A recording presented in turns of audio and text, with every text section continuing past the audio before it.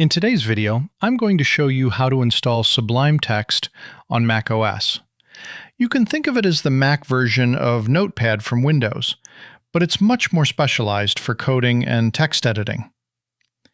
The best part is how lightweight it is, and it features an autosave function, so even if the app closes unexpectedly, your files stay exactly where they were.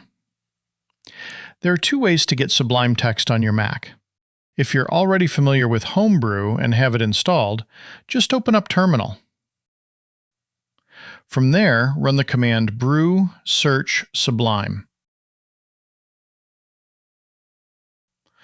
Once you see Sublime Text appear in the results, you can quickly install it with the command brew install cask Sublime Text.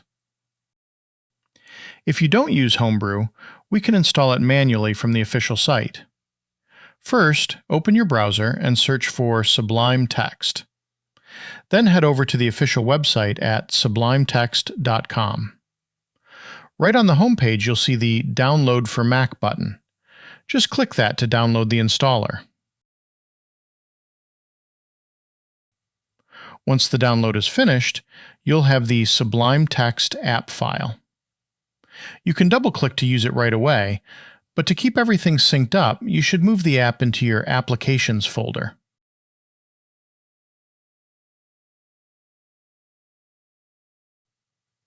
And that's it.